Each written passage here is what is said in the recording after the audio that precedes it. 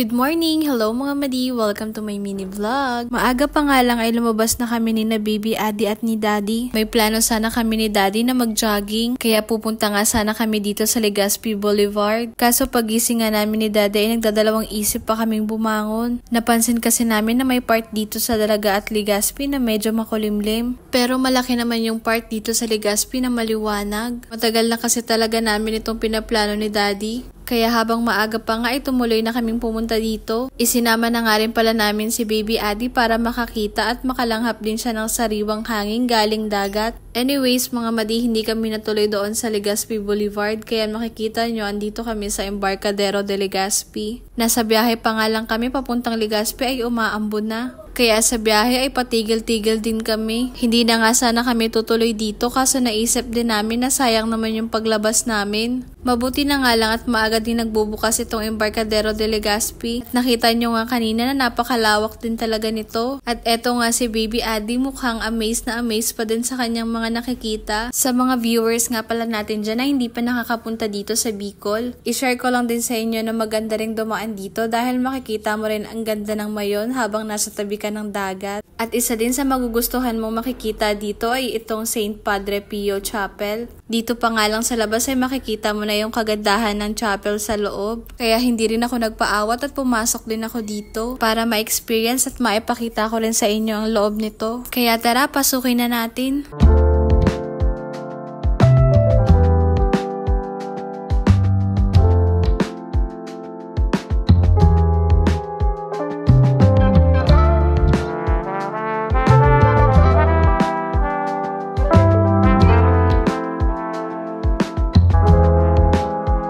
Habang andito na nga rin ako sa loob ay nagdasal na rin ako. Sobrang dami ko rin kasing dapat ipagpasalamat sa kanya. At isa na nga rin doon ang pagbigay sa akin ng isang buong pamilya. Paglabas ko nga pala dito sa chapel nakita ko nga itong mag-ama ko. Mukhang nagutom nga si Baby Adi kakalibot. Heto nga at nakataas pa ang mga paa habang dumedede. Umakyat nga pala kami dito sa may second floor. Gusto sana kasi namin ipakita kay Baby Adi ang ganda ng dagat. Kaya dito na lang muna namin siya dinala. At dahil maaga pa nga na pumunta kami dito kaya wala pang halos mga tao.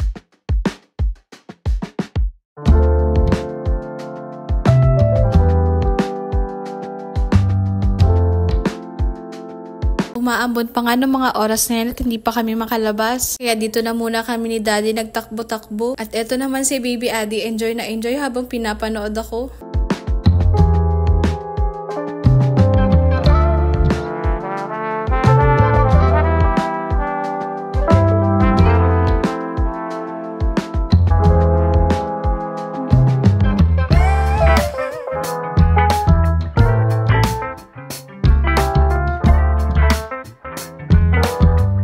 Maya-maya pa nga nakaramdam kami ng gutom ni Daddy. Umalis kasi kami sa bahay nang hindi pa nag-aalmusal. Kaya bababa na muna kami para humanap ng makakainan. Mukhang hindi nga lang kaming dalawa ni Daddy ang nagugutom. Parang ito nga ding si Baby Adi. Mabuti na nga lang din at bukas itong Doming's Diner and Bar. Dito nga lang pala sila sa loob ng Embarcadero de Legazpi. Habang naghihintay kami dito ng pagkain, nakita ko nga si Baby Adi na nagpapakyut dito sa camera. At pati na nga rin si Daddy ay nakisabay na din.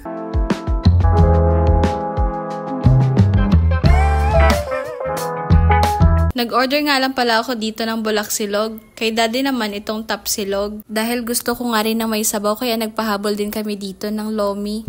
Para kay Baby Adi naman ay pinatikim ko lang din siya nung in-order namin na lomi. Kakatapos pa lang din kasi niya ditong dumede. At kapag may nakikita nga siyang kumakain ay gusto rin niyang kumain. Kaya pinapatikim at pinapakain ko nga siya ng pakonti-konti. Pagkatapos nga namin kumain ay umuwi na rin kami. O siya mga madi, pa-like, pa-follow, and pa-share naman ang video na to. Maraming salamat sa panonood. Bye!